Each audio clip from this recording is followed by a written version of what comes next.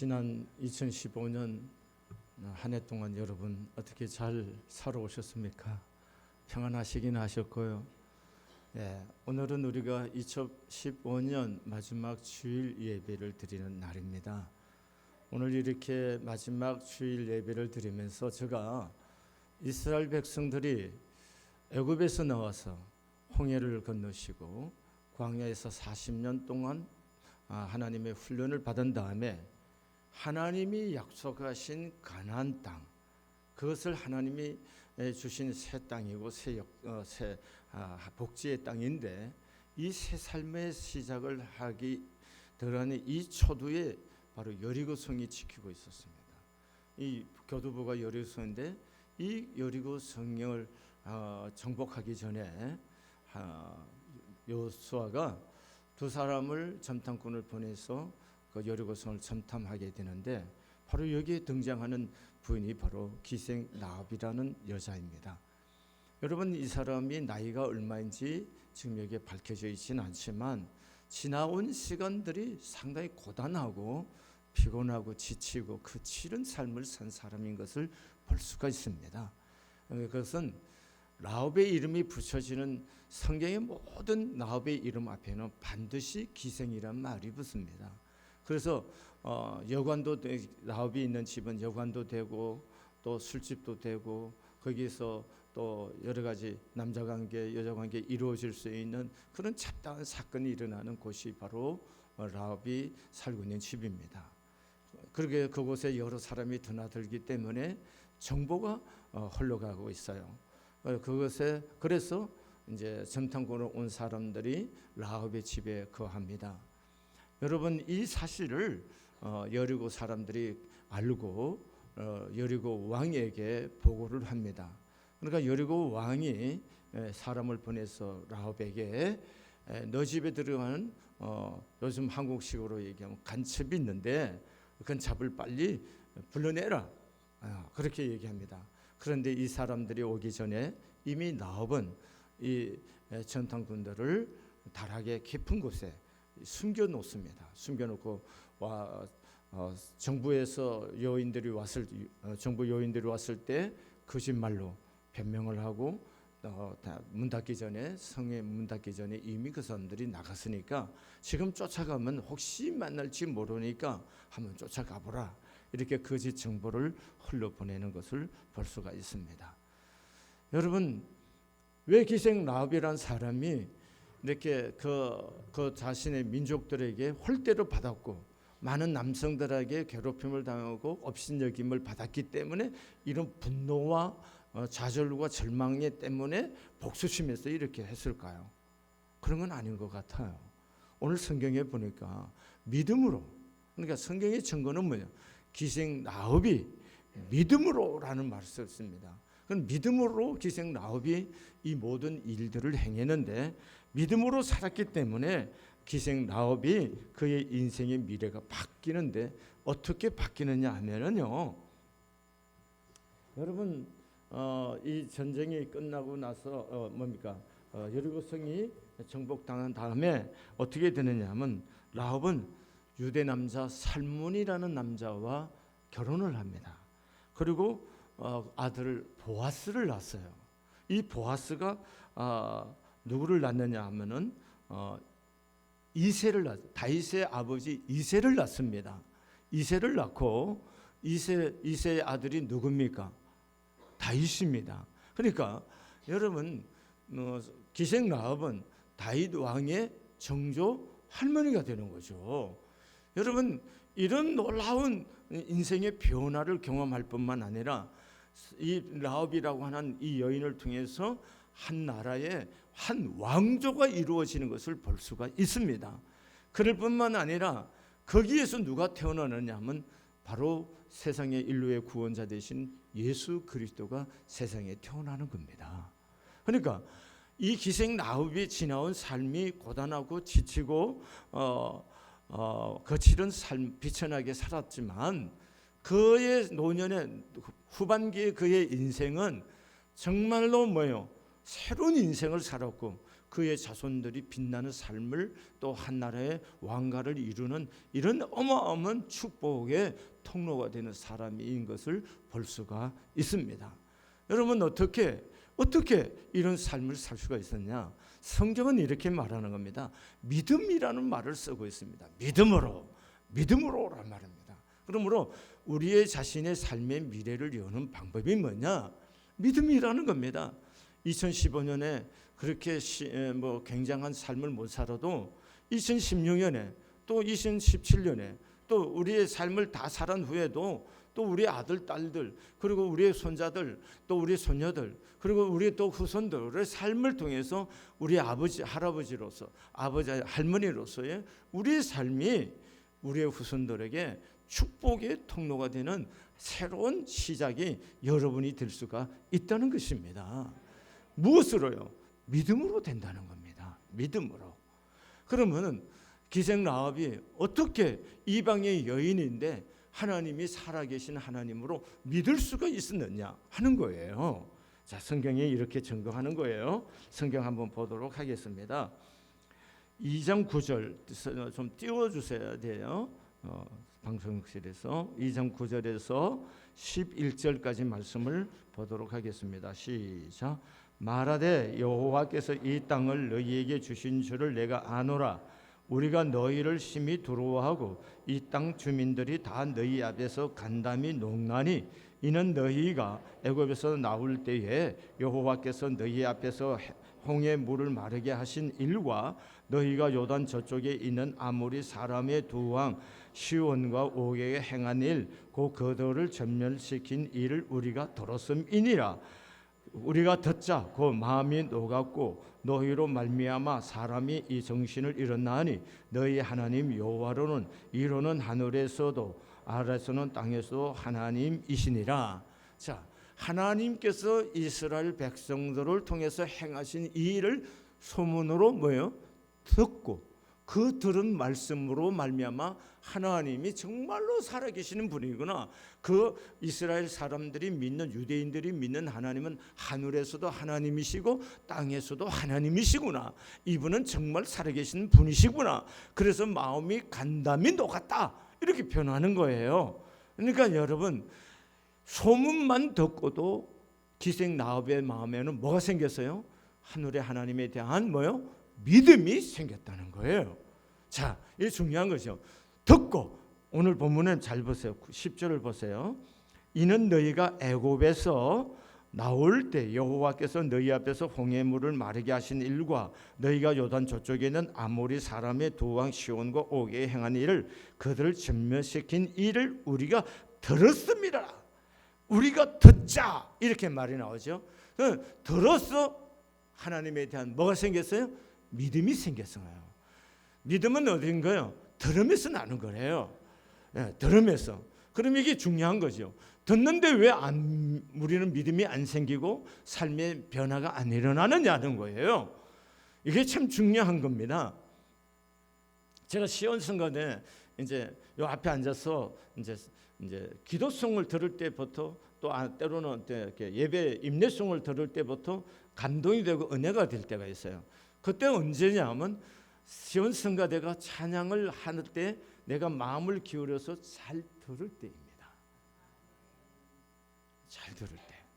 안 듣고 있으면 뭐요? 다른 생각하고 안 들으면 뭐냐? 그냥 소리일 뿐이에요.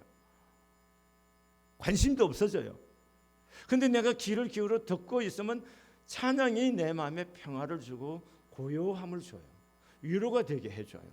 참 중요하죠? 이게 중요한 겁니다. 오늘 이 자리에 앉아 계시지만 하나님의 말씀을 마음을 열고 마음으로 진정으로 듣는 사람에게는 하나님의 말씀이 들리기 시작하는 거예요. 그런데 앉아 있기는 하지만 마음이 다른 곳에 가 있거나 생각이 다른 데 가 있는 사람들은 뭐예요? 그냥 강단에서 하나의 소리가 들릴 뿐이지 그 말씀이 들리지 않는다는 거예요. 여러분 오늘 그 소문을 듣고도 소문을 진지하게 들은 사람과 소문을 그냥 소문으로만 듣고 흘려보내는 사람의 차이는 있는 거죠. 그 땅의 사람들이 다 간담이 녹았지만 그 간담이 녹는 하나님의 역사와 일들을 마음으로 받아들인 사람인 라합은 믿음의 태도가 달랐던 거죠. 여러분, 우리가 들어서 말씀이 내 마음에 들려지면요, 사람의 태도가 달라지는 거예요. 태도가, 그 사람의 태도가, 예배하는 태도가 달라지고 삶을 살아가고자 하는 의지가 달라지고 삶을 추구해가는 목적이 달라지는 거예요. 오늘 아침에도 출근했고 또 같은 일을 반복해서 하고, 사업도 똑같은 일을, 똑같은 업자를 만나고 똑같은 일을 판매를 하고 다 하지만 왜 판매하고 내가 왜 돈을 벌어야 하는 근본적인 목적이 달라져 버리는 거예요. 왜? 하나님의 말씀이 마음에 와서 그 말씀이 내 안에 믿음이 생겼기 때문에 그 믿음으로 말미암아 자신의 인생의 생각이 달라졌다는 겁니다. 뭘로 달라졌냐? 하나님이 살아 계신다. 하나님이 살아 계시니까 나는 하나님이 살아 계신 하나님 앞에서 살아가고 있고 내 삶은 하나님이 인도하시고 붙드신다 하니고 그렇게 믿어지니까 이제는 사람이 그렇게 두렵지 않는 거예요. 문제가 그렇게 두렵지 않아요. 그리고 뭐요? 기도하면 되지, 이런 마음의 믿음이 생기는 거예요. 그래서 말씀을 들으면서 들을 때에 마음을 열고 진정하게 말씀을 하나님의 말씀으로 들으면은 여러분, 그 말씀은 내 안에 생명으로, 하나님의 말씀은 내 안에 능력으로 오게 되는 거고 그 말씀의 역사는 일어나는 거예요. 이게 중요한 겁니다. 왜 40년, 50년 평생을 하나님의 교회에서 말씀을 듣는데도 왜 생각 하나 변하지 않고 삶의 태도 하나 변하지 않고 하나님을 향한 것이라든가 사람을 향한 삶의 모습이 매번 그대로냐 하는 겁니다. 그것은 하나님의 말씀을 진정성 있게 마음으로 듣지를 않는다는 거예요. 그게 여리고성의 사람들이 듣고 간담이 녹았지만 그럼에도 불구하고 뭐요? 그 하나님을 향해서 뭐요? 믿음을 갖지 않다는, 그 말씀을 마음에 받아들이지 않았다는 거예요. 그러나 기생 라합은 그것을 마음에 받아들이고 그 하나님의 마음을, 하나님을 믿는 마음이 작은 믿음이지만 그 안에서 움직이고 있었다는 거예요. 그럼 그 마음이 믿음으로 움직였다는 것을 어떻게 알 수 있느냐 하는 거예요. 자, 보시겠어요? 2장 4절에서 6절까지 보시고 15절 또 읽도록 하겠습니다. 2장 4절에서 6절 시작. 그 여인이 그 두 사람을 이미 숨긴지라 이르되 과연 그 사람들이 내게 와서서나 그들이 어디서 왔는지 나는 알지 못하였고 그 사람들이 어두운 성문을 닫을 때쯤 되어 나갔으니 어디로 갔는지 내가 알지 못하나 급히 따라가라 그리하면 그들을 따라잡으리라 하였으나 그가 이미 그들을 이끌고 지붕에 올라가서 그 지붕에 벌려놓은 산대에 숨겼더라.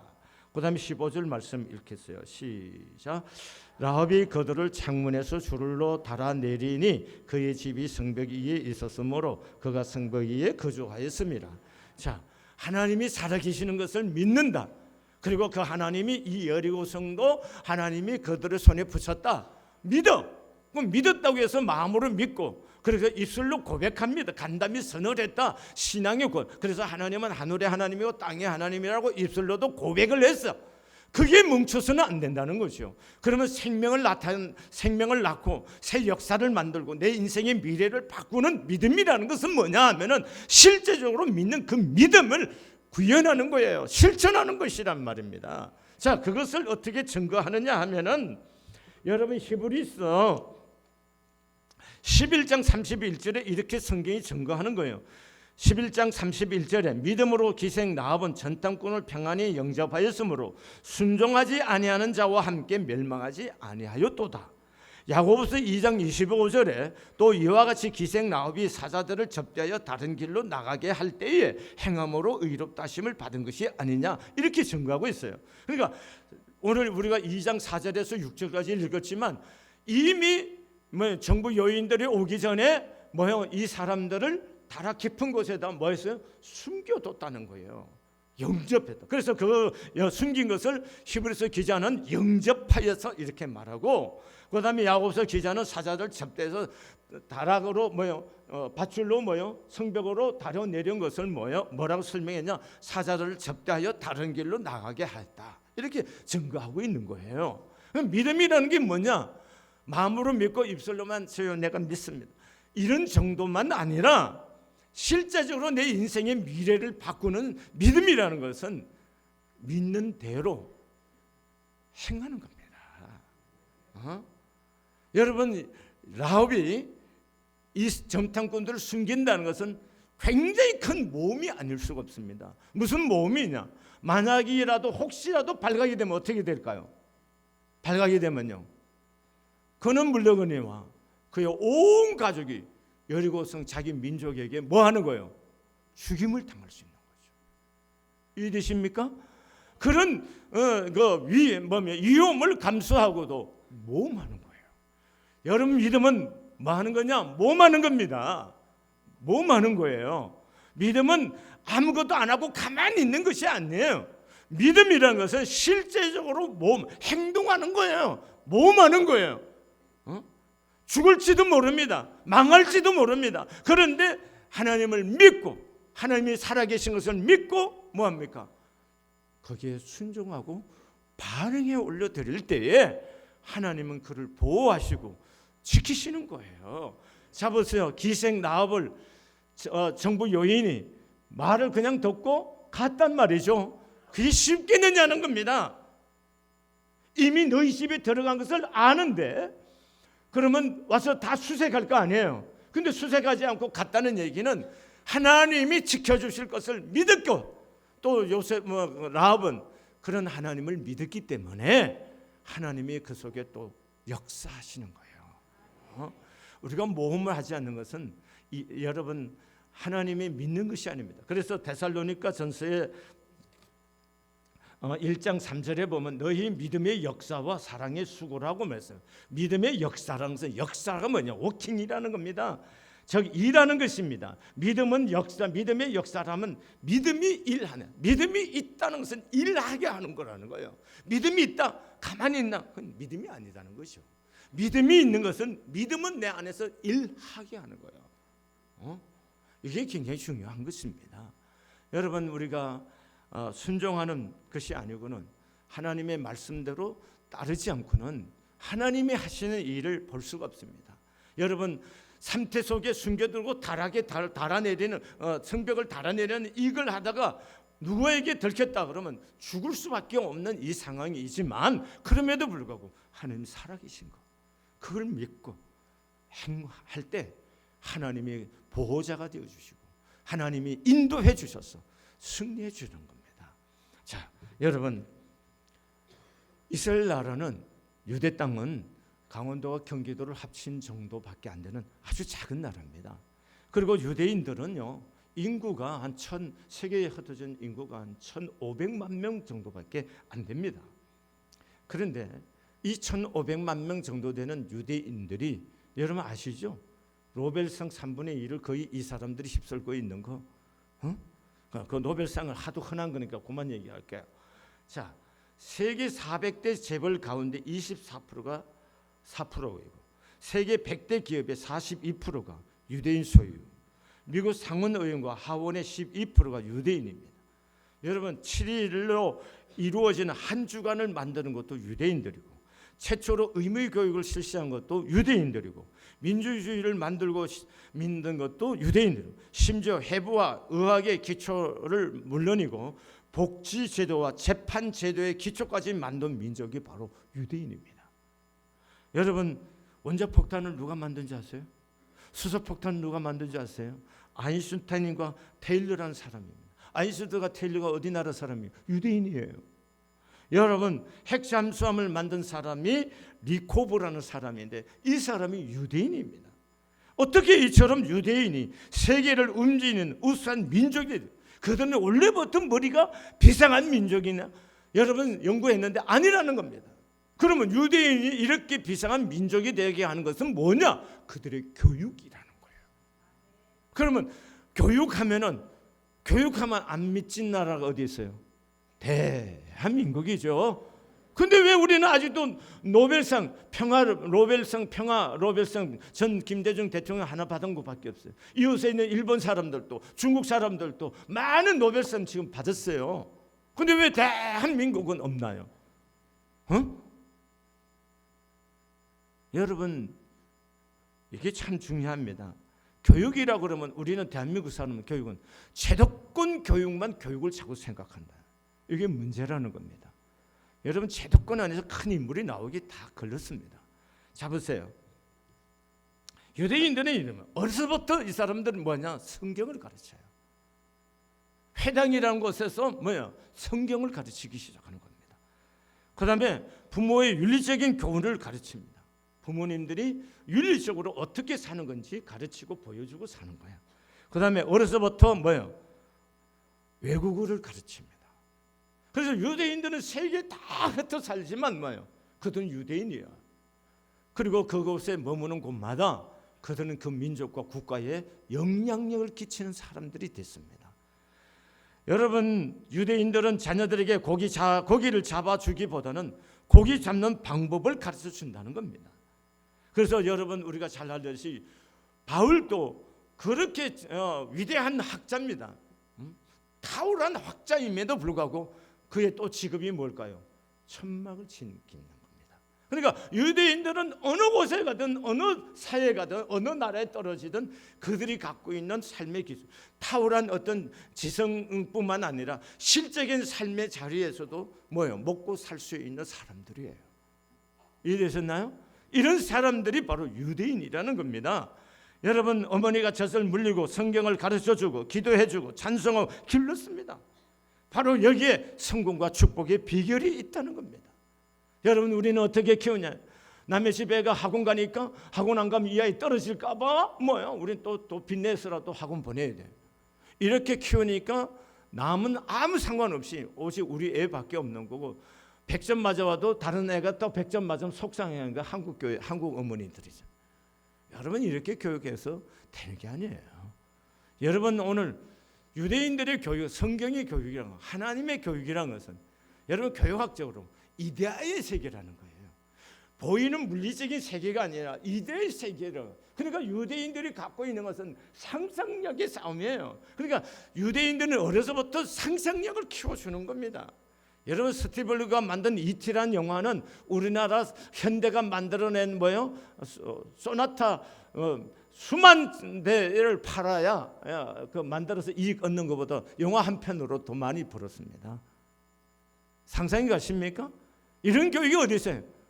보이지 않으시는 하나님, 이 하나님을 가르침으로 아이들 속에 이데아의 세계, 상상력의 세계가 생기는 거예요. 이게 교육학적으로 설명이 된 겁니다.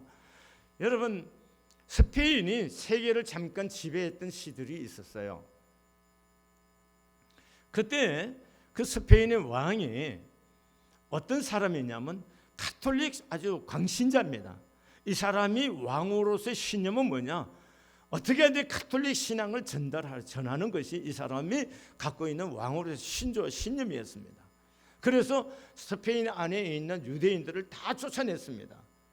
그래서 쫓김을 받은 이 유대인들이 나중에 어디로 가냐면 네덜란드로 갑니다. 네덜란드는 그때 조그만 나라요. 지금도 조그만 하지만 그때도 조그만 나라예요. 갑니다. 그러고 나니까 남미 쪽에서 다 들어오는 어마어마한 금은 보화를 관리할 수 있는 능력이 안 됐던 겁니다. 다시 말하면 유대인들이 그때 당시에 스페인에서 뭐냐면 금융업을 하고 있어서 경제가 돌아가는 이 금융을 담당해 줬던 사람들이 유대인들인데 이 유대인들이 딱 빠지니까 이 돈 관리가 안 되었던 겁니다. 그래서 이 실패한 이유가 스페인이 실패한 몇 가지 있지만 그 중에 하나가 바로 이런 것 중에 하나였습니다. 그리고 이렇게 정책을 받아들여서 네덜란드가 이렇게 쫓김받은 유대인들을 받아들이고 해서 네덜란드가 조그만 나라이지만 강한 나라가 돼서 여러분 여행해보면 아시면 이 동남아시아 네덜란드가 지배했던 제국을 이뤘던 시절이 있었던 거예요. 이렇게 중요한 일들이 바로 가는 곳마다 영향력을 끼치는 민족이 유대인들이에요. 왜 그럴까요? 그들은 실제적으로 머리로만 믿고 마음으로 입술로만 딸싹거리는 정도가 아니라 삶을 통해서 자식들에게 하나님이 살아계신 것을 가르치는 사람들이에요.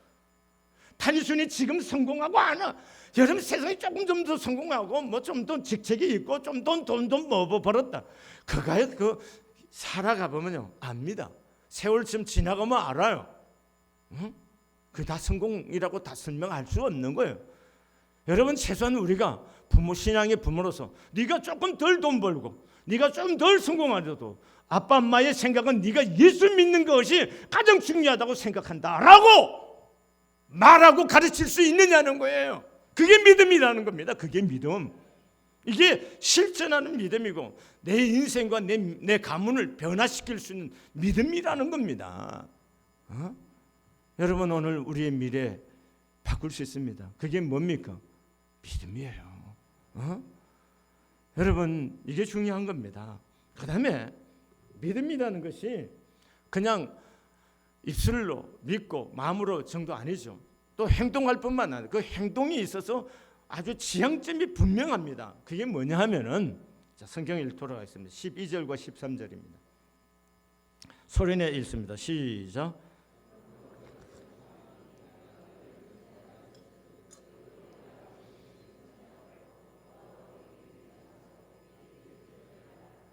그리고 나의 부모와 나의 남녀 형제와 그들에게 속한 모든 사람을 살려줘 우리 목숨을 죽음에서 건져내라. 자, 믿음이 잘 보세요. 믿음이 뭐예요? 행동하려고 숨겨줬어요. 숨겨준 데까지 좋았어요.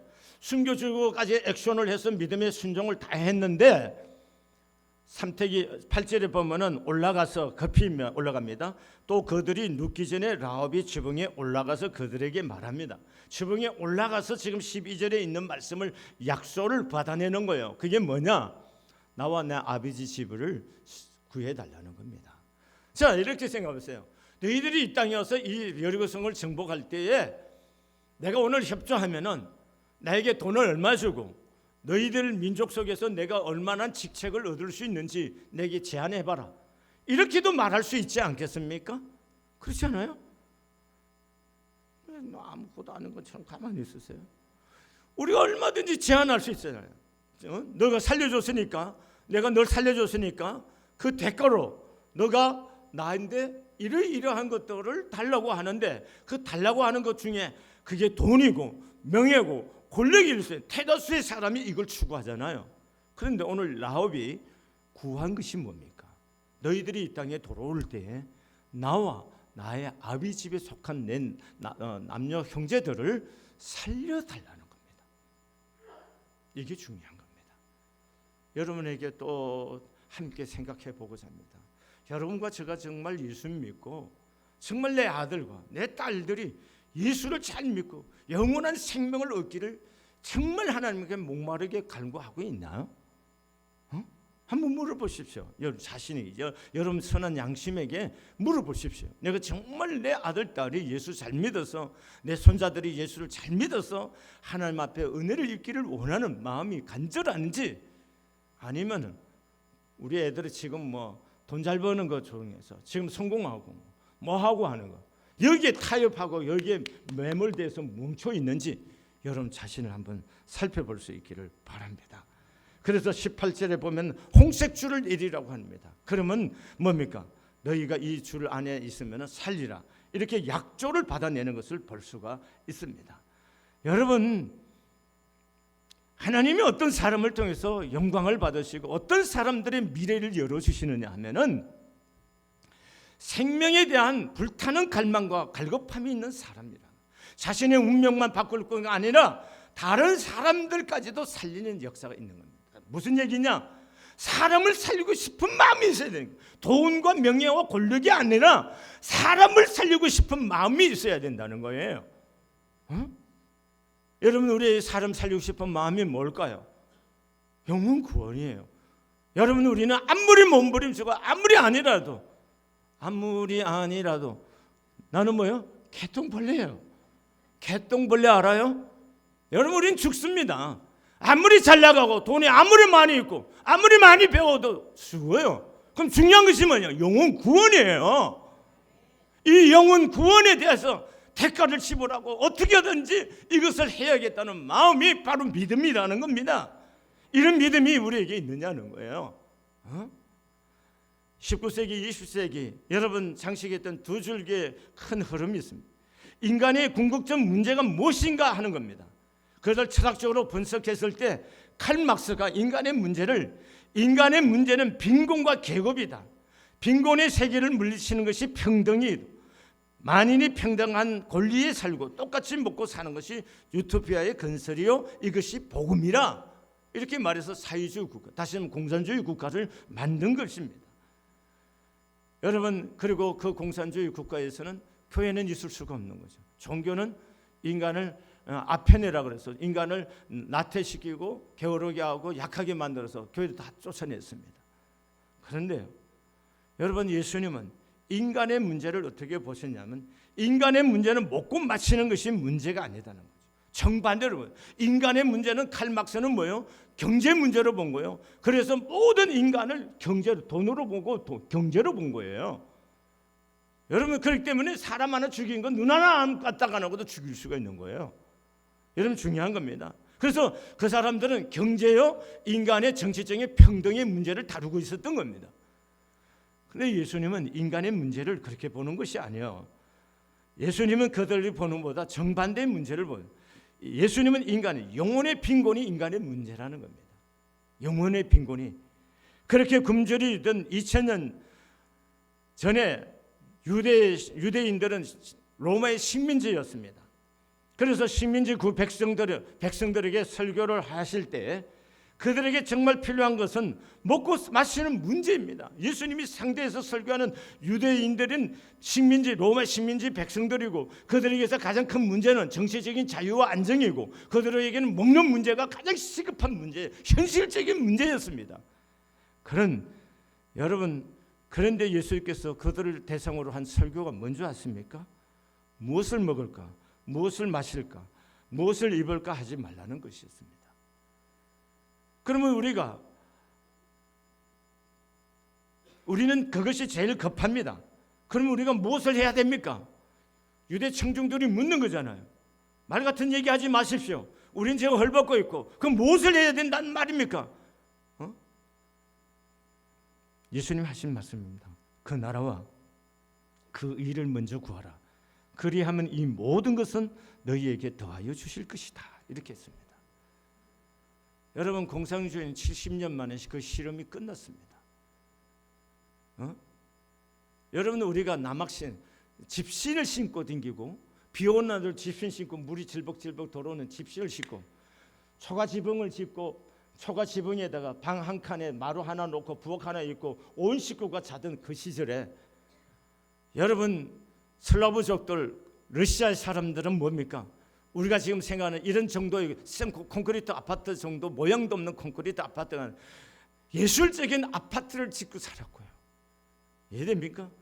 100m 밑에 지하철에 가보면 우리는 세면 블록으로 타일이나 붙여놓은 역사를 만들지만, 그들은 만드는 지하철 역사라는 것은 뭐예요? 궁전같이 만들어 놓은 겁니다. 그런 문화를 갖고 있었습니다. 여러분, 우리가 18세기에 우리나라와 러시아에 수교됐을 때 우리나라 외교관들이 러시아에 갔을 때 러시아의 사람들이 추는 발레를 봤을 때 상투를 꽂고 있었던 우리나라의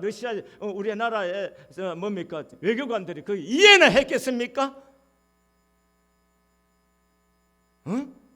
그렇게 문화와 문명과 고도의 과학 문명을 갖고 살던 사람들이 러시아인들입니다. 그런데 그들이 공산주의 70년 하면서 몰락해갖고 전 세계 많은 슬라브 쪽의 젊은 여자들이 창녀로 팔려가고 술집에 팔려가고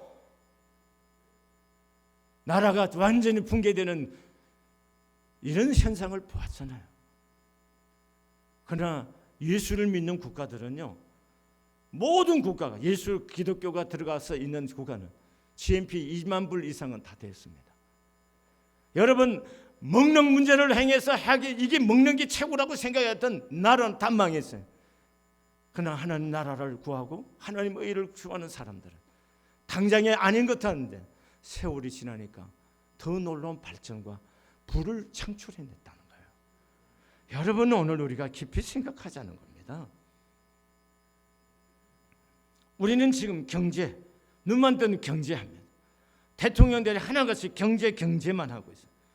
그러나 실상 현재 우리의 문제는 경제 문제가 아니잖아요. 우리 사회가 얼마나 고통하고 있어요. 갈등과 분노와 우리 대한민국은 분노의 공화국이라고 어떤 분이 지었어요. 왜 그러는 거예요? 왜? 돈이 없어서 못 삽니까? 여러분, 우리보다 못 사는 이 동남아시아 많은 나라들이 우리보다 국민의 행복 지수가 더 높아요. 왜 우리는 이렇게 잘 사는데도 불구하고 뭡니까? 행복 지수가 낮아요. 온통 우리의 가슴은 분노로 가득해요. 오직 돈밖에 없습니다. 그래서 교회도 돈도 하는 거고, 어떻게 하든지 돈으로 모든 보이는 현상으로 세계를 뭔가 영향력을 끼치려고 하고, 교회가 건물이 굉장히 크기 때문에 세상에 영향을 끼치는 겁니까? 저는 그렇게 생각하지 않습니다. 우리의 삶이 세상에 영향을 끼치는 거예요. 왜 아멘 안 하세요? 여러분, 교회 건물이 사이즈가 세상에 영향을 절대 끼치는 거 아니에요. 거대한 건물을 보면 어머, 교회가 굉장히 크네, 하나님 살아계시네, 나도 예수, 그렇게 말하는 사람은 이 세상에 아무도 없다는 겁니다. 여러분, 부자 되면 예수 잘 전하고 그래서 예수 믿을 것 같으죠? 이건 인간의 생각입니다. 여러분이 진심으로 하나님께 반응하고 사십시오. 여러분 원하는 만큼 경제가 다 안 되어도 낙심하지 마십시오. 때가 되면은 하나님이 다 역사하시는 거예요. 그리고 여러분의 시대에 다 못한다 하더라도 낙심하지 마십시오. 여러분 아들, 딸이 있는 거고 여러분의 손자들이 커가고 있어요. 여러분, 그게 인생이 그게 있는 거지 않습니까? 그렇지 않아요? 복이라는 것이 나만 받고 내 후손들은 다 쫄딱 망하는 것이 복입니까? 돈 몇 푼 벌어갖고 뭐 거들먹거리고 돈 좀 있으면 제가 볼 때는 100푼 벌지도 못해요. 여러분 얼마나 벌고 있습니까? 봉급쟁이 기껏 돈 벌어 아파트 한두 개 사는 정도 돈밖에 더 있겠습니까? 봉급쟁이들이? 응? 여러분과 제가 눈을 뜨시자는 거예요. 어디에 있어요? 다 아버지 손에 있습니다. 뭐가 있어요? 내 하나님 손 안에 있어요. 크게 하실 자를 크게 하시고, 세울 자를 세우게 하시고, 줄 자에게 줄고, 뺏을 자에게 다 누구 손에 있다는 거예요? 주님 손에 있다는 거예요. 이걸 믿고 우리가 하나님을 증거해야 되는 거예요. 저는 신년에 우리 교회와 우리 성도들에 대한 기대감이 가득합니다. 왜냐하면 이제까지 우리 교인들이 예배당 지어놓고도 별 복을 못 받고 살아서 마음이 속이 상하고 상처가 됐어요. 그런데 앞으로는 기대가 있습니다. 왜냐하면 우리는 지금 뭘 추구하는 교회입니까? 영혼 구원을 추구하는 교회입니다. 그리고 우리가 그리스도를 닮고자 하는 일에 추구하는 교회예요. 그래서 우리 주변의 사람들을 살리고자 하는 겁니다. 그래서 우리 내년에는 우리 가족들부터 믿지 않은 좀 가까운 사람들도 전도할 뿐만 아니라 열방안에서 선교를 하고 복음을 전하고 그들을 돕고 하는 일에 우리의 시간과 우리의 물질과 우리의 생명까지도 허비하면서 살고자 하는 겁니다. 그 일에 하나님이 기뻐하실 것이고 이 일을 통해서 하나님이 우리를 축복하실 것이라는 확신이 있습니다. 여러분이 생명을 살리는 일에 참여할 수 있기를 바랍니다. 그래서 우리의 시간을 다해서 우리 남성교회도 복음을 전하는 일에 헌신을 하고 하나님의 영광을 위해서 우리의 삶을 드리고 또 물질을 드리고 시간을 드릴 때 하나님이 우리를 통해서 우리의 미래를 바꾸시는 역사가 일어나게 될 줄로 믿습니다. 그래서 저는 우리 교회에 우리 성도들에 대한 기대감이 있는 거예요. 그래서 좀 교회 와서 예배만 드려주고 가는 정도의 믿음이 아니라 몸을 좀 안에 끌어넣었어요. 그리고 이왕 믿는 거 하나님 살아계신다고 믿는다면 하나님에게 주시는 은사들을 통해서 하나님의 교회를 섬기고 복음을 위해서 헌신을 하고 해보자는 거예요. 왜 머뭇거리고 있습니까? 왜 예배만 드려주고 가는 것을 신앙생활 전부로 생각하십니까? 그것도 귀한 것이지만 하나님이 살아계시잖아요. 하늘에서도 하나님이요 땅에서도 하나님이라고 고백하는 라합처럼 우리가 믿는 하나님, 그런 하나님이시잖아요. 그런 하나님께 우리 자신을 드리자고요. 그러면 하나님이 나의 삶에 모든 것이 되어주시는 역사가 일어나게 될 줄로 믿습니다. 기도하시겠습니다. 하나님 아버지, 하나님은 살아계시고 하나님은 지금도 인생의 생사화복을 주관하시는 전능하신 하나님이신 줄로 믿습니다. 우리 하나님 앞에 우리의 마음을 쏟게 해주시고 하나님 앞에 집중할 수 있도록 주님이 축복해 주시옵소서. 예수님의 이름으로 기도드렸습니다.